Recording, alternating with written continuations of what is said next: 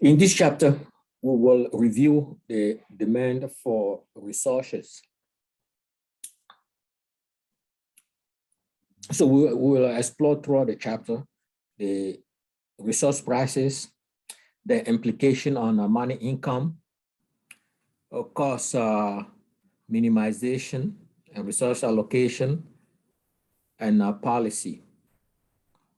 We're also going to view how the resource demand curve is derived in a purely competitive market and also in perfectly competitive market as well.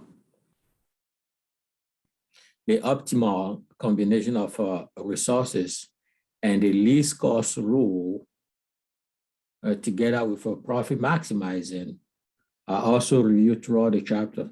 We will conclude the chapter with a look at how ATM at first replaced tailors in the banking system, and now the ATM are considered as a complement to tailors in the banking system. Okay, so the chapter gonna cover the significance of resource pricing, marginal productivity theory of resource demand, the shift of resource demand, elasticity of resource demand, the optimal combination of resources needed to achieve profit maximizing goals, and the marginal productivity theory of income distribution. So the significance of resource pricing and the determination of money income. The resource pricing is very important in the understanding of economic activity for several reasons. So the resource prices are the major factor that determine a household income, because household had to sell the resources to be able to get income. In most cases, they had to provide the labor to the labor market and earn income.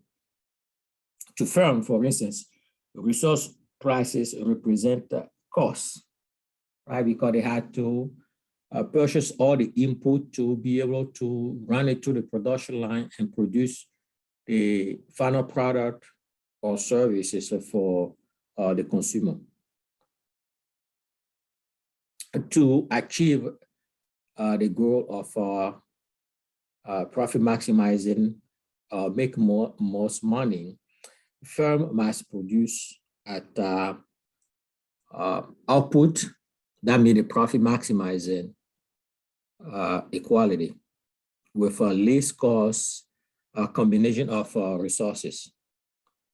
So resource prices help in allocation of the resources among various industry.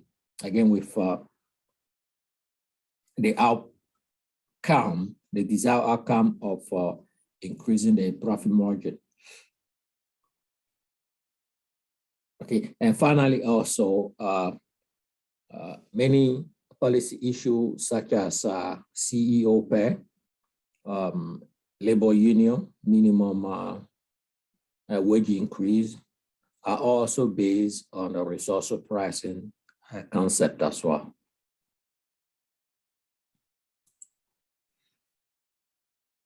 So derived demand for resources. Here we make some assumption to keep the concept simple.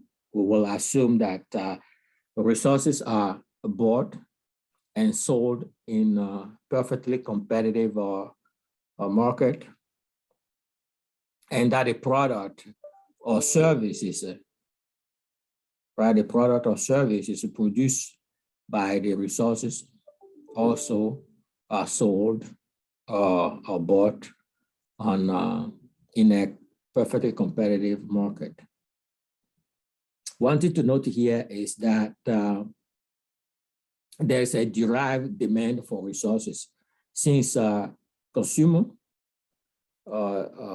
businesses do not consume directly, especially consumer, they don't consume directly the resources, but indirectly through the consumption of product and services produced with the resources.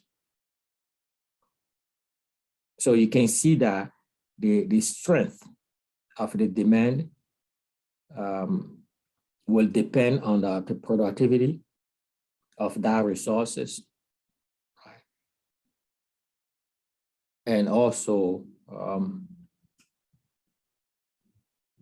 on the price of the product that the businesses use the resources to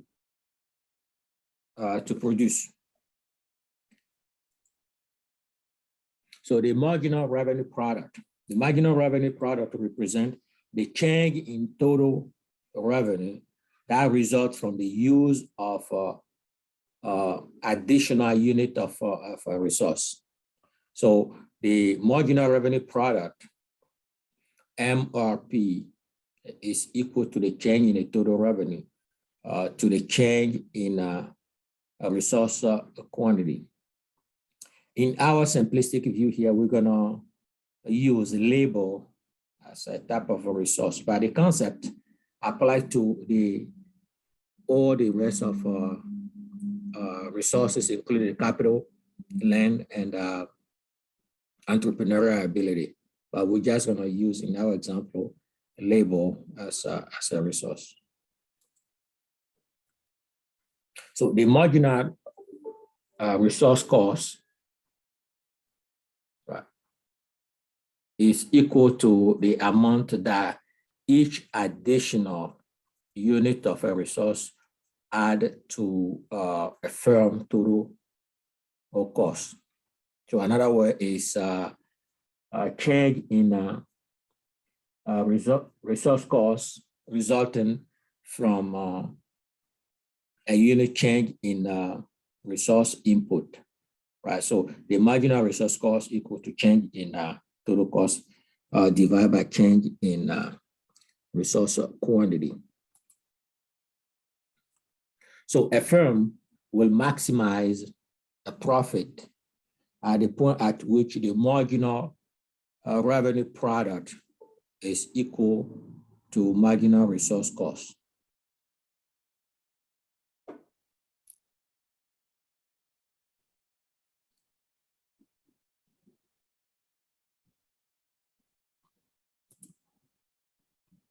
In this schedule here, we will review the demand for labor under a purely competitive market.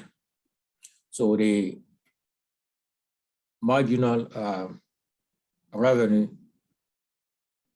product, or the MPR curve, is the resource demand. And you can see that each of each of the point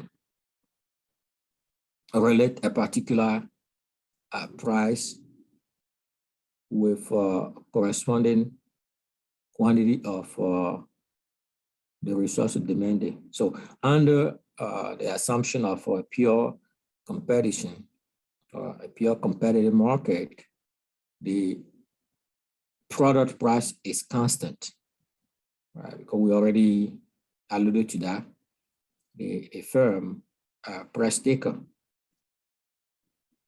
Therefore, you will see that the demand is downsloping, a linear downsloping, and D is equal to MPR. Right, and here the decline in the demand is purely due to the decline in the resources marginal product. Okay, the price being here is constant, $2. The resource, the unit of resource level You have the total product, and here is the marginal product, which is the change in the total product divided by the change in resource unit. You have the price of the total revenue. Here is the price time the output produced to get a total revenue, right? And you have the marginal revenue here, which is the change in the total revenue by the change in the resource unit. So this case demonstrate just the same concept under imperfect product market competition. Okay, so the difference here is the price level. You see the price level is not constant anymore, right? Because they have a little control over the price under imperfect competition. The resource demand curve here, and the solid green curve, right, slope downward because above for marginal product and the product price fall as output, as output rises. And the downward slope here for the demand, right, for the resource demand curve is greater than what will be on a pure competitive market, right? The discontinued line is a pure competitive market, and imperfect market is the green curve.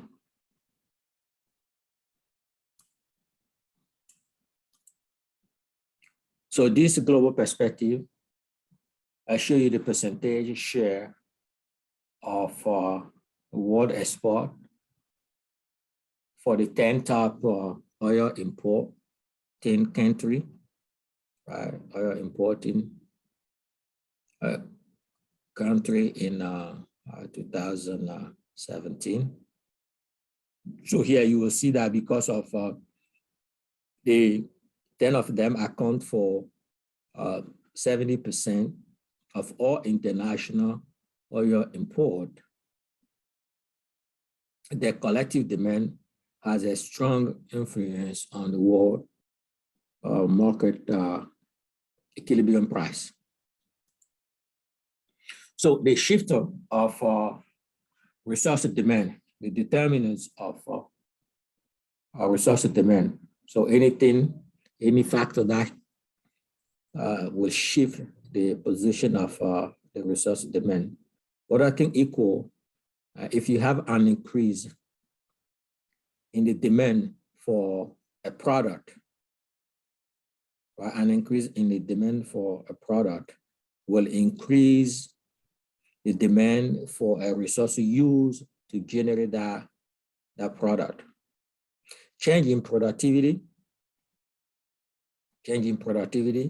it can be brought about change in the quantities of other resources, and also a change in technological advance, and the quality of the variable resources as well.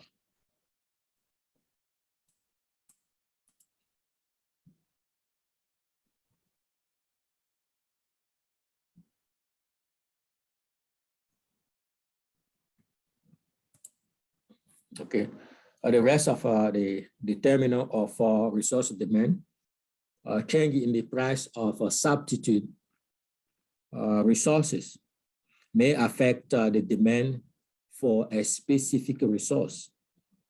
So the substitution effect tells us that a firm will purchase more of an input whose relative price has declined, and conversely, we use less of an input whose relative price has increased.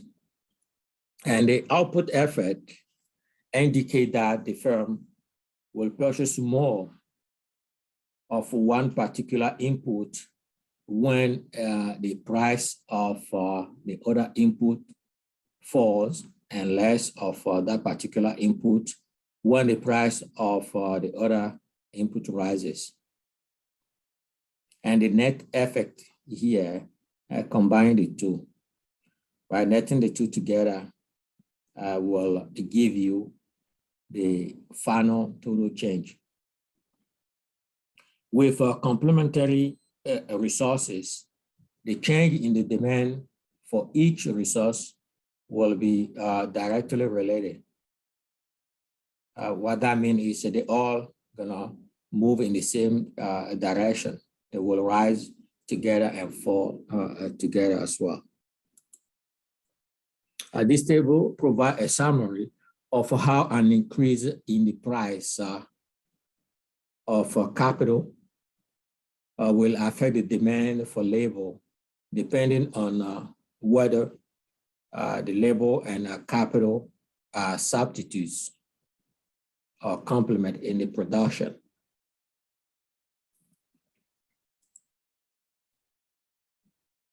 And this table summarizes the determinant that impacted the demand for labor and how this demand shifts when the determinant change. So it provides you the determinant and also an example over here.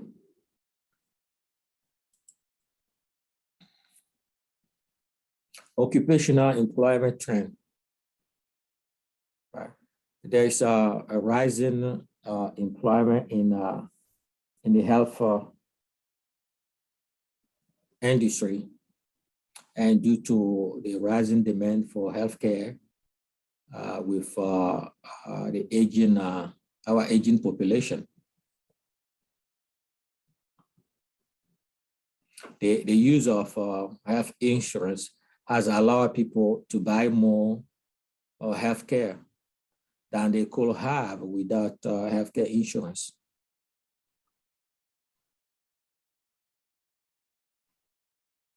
Okay. In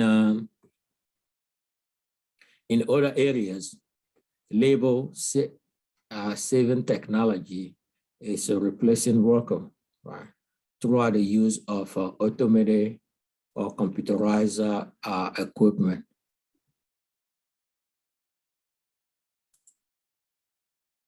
So this table lists the 10 fastest growing occupation in the United States from 2016 throughout 2026. And this information is provided by the Bureau of Labor Statistics. So you can notice here that the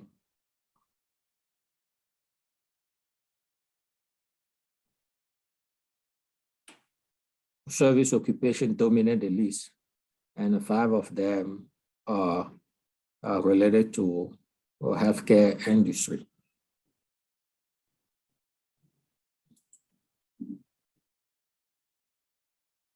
Here is the list of the most rapidly declining occupation within the same time frame.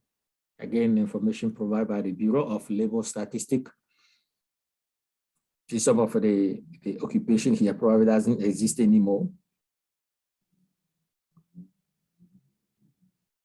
Locomotive fire use, respiratory therapy technician, and the parking enforcement workers. Just a few. So elasticity of resource demand. What is elasticity of resource demand, and how? What can impact it? So a change in the demand for a resource must be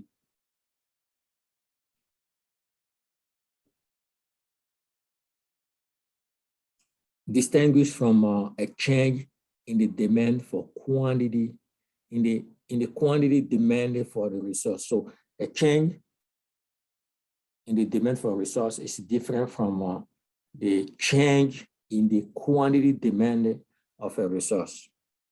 So the sensitivity of a resource quantity to change in the resource price along a fixed resource demand curve measure the elasticity, right? It's given to you by elasticity. So the sensitivity or the responsiveness of resource quantity to change in the resource prices along a fixed resource demand curve is measured in the elasticity of the resource demand,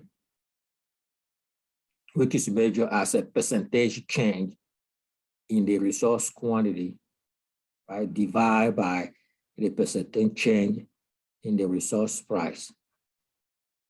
And there are several factors, right, several factors that determine the elasticity of resource demand.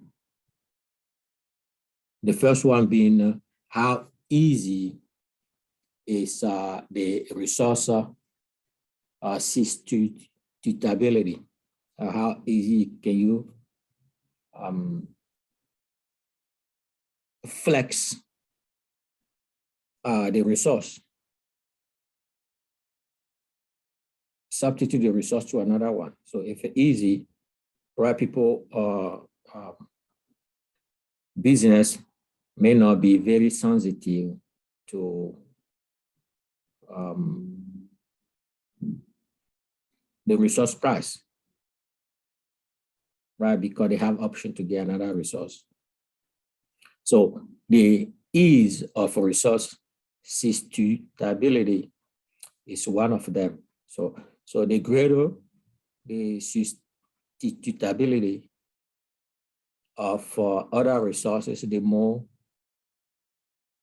elastic that the resource will be for that particular resource. If there's option for business to get other resources instead of that one, they will become more sensitive to the price change of that particular resource, right? Yes, it's the demand for labor. It's a derived demand. The elasticity of the demand for the output product will also influence the elasticity of the demand for labor.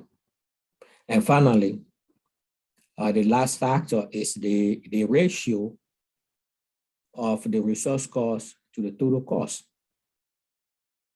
What was a percentage of that resource cost to the total cost of the firm? So if it's 0.1%, the firm may not be very sensitive, right? But if it's 50% of your total cost, you can see that the firm will be more sensitive to that price change because the proportion of the cost of that resource to the overall cost is greater.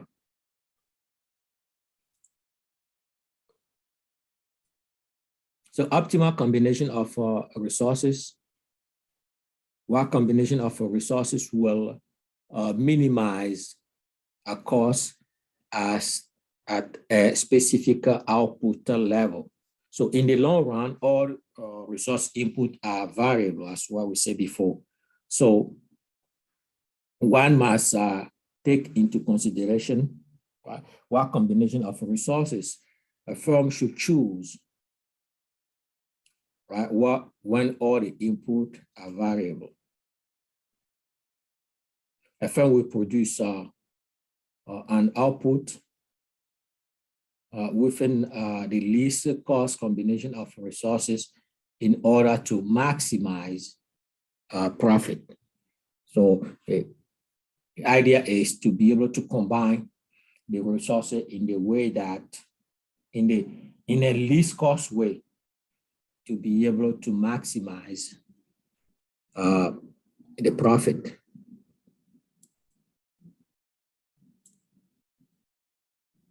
So we're going to talk about the least cost rule and also profit maximizing rule as well. So here is the least cost rule that will help the firm to minimize the cost of producing a given output, right? So here the least cost rule state that a firm will seek to minimize the cost of producing a given output in order to maximize profit. And a firm least cost rule is similar to the consumer utility maximizing rule that we described in chapter 7. So in achieving the cost minimizing combination of resources, producer consider above the marginal product data and also the prices of various resources. So the least cost rule here is the marginal product. Here is an example of economy using only two resources, labor, L, and capital. So the least cost rule will be obtained when the marginal product of labor divided by the price of labor is equal to the marginal product of a capital divided by the price of a capital. So profit maximizing rule is here because gas minimizing the cost is not enough to maximize the profit, right? There's only one unique level of output that will maximize profit. Right? So the profit maximizing happen where the marginal revenue is equal to marginal cost, as we alluded to it in the past. So the firm will achieve its profit maximizing combination of resources when each resource is employed to the point that at which its marginal revenue product is equal to its price. Another way is here is a marginal revenue product divided by the price of the resource will be equal to the next resource marginal revenue product divided by the price of the product. In our example here, we use L, which is labor, and C, capital, and both are going to equal to 1, right? Because the numerator and the denominator are equal.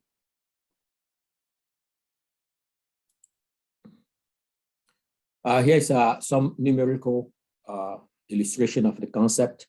This table here gives you data finding the least cost and profit maximizing combination of labor and capital, right? So you can see here that you have all the quantity, you have the labor price here, and the capital data on your right. So quantity, total product, you have the marginal product, which is the change in the total product divided by the change in quantity. You have also the total revenue, right? How we get the total revenue here, we have the price.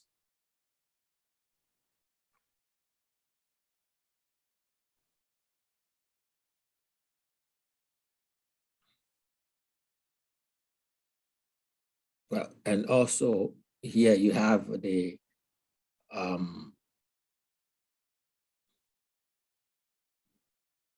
marginal revenue product, right? And the marginal revenue product here is the change in the total revenue by divided by the change in the output, the quantity. You got to change the quantity. You do the same thing here for the capital.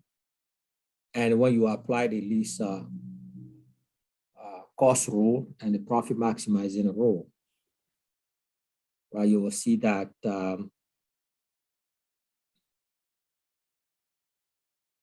the profit maximizing combination of capital here and the labor is attained by using 5 units of labor, 5 units of labor and 3 units of capital. Why that? Because if you look at it, marginal revenue product here, we say that the numerator of the equality had to be equal to the denominator, right? The marginal revenue product, if you look at it here, is A, number 8.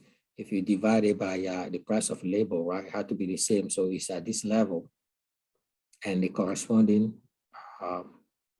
unit of labor here is 5. And here you do the same math over here. When we have the 12, it's at this level, when the marginal revenue product is equal to the price for the capital, and the corresponding quantity here is 3.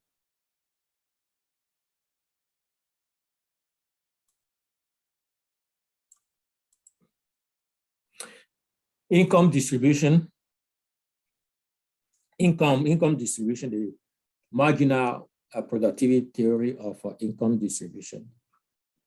Right. Here is the concept that the income is distributed according to how the resources contribute to the creation of a society output. So income payment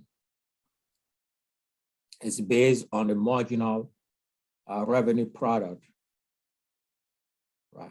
And it provides a fair and equitable distribution of society income. But the challenge for this theory is that the market or the system is not perfect. And that can, as a result, we can have a highly unequal distribution of income.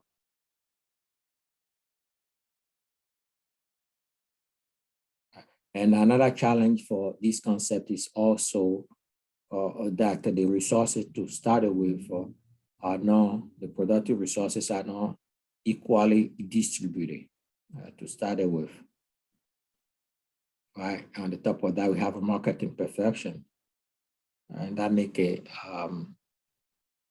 that create unequal distribution of income. One thing to point out here is an example of a market imperfection is that in some labor market, employers are able to exert the wage setting power in order to pay less than competitive wages to the employee, right? So all those things make the theory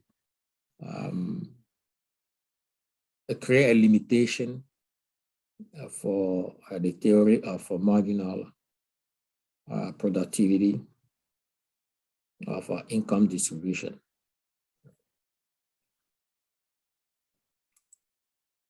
So the last word of the chapter explore the fact that when the ATM technology came in early 1980s, what we saw back then was that the ATM replaced the tellers in the banking system, right? Kind of like a substitute to labor. But at the end, you see today that the financial institution, the banking system as a whole, they hire teller back and use the ATM as a complement to labor, ATM capital is used as a complement to labor. But at first, ATM displays bank tellers, right? But now we are seeing the reverse of that one. Both tellers and ATM are needed in the banking system. Okay.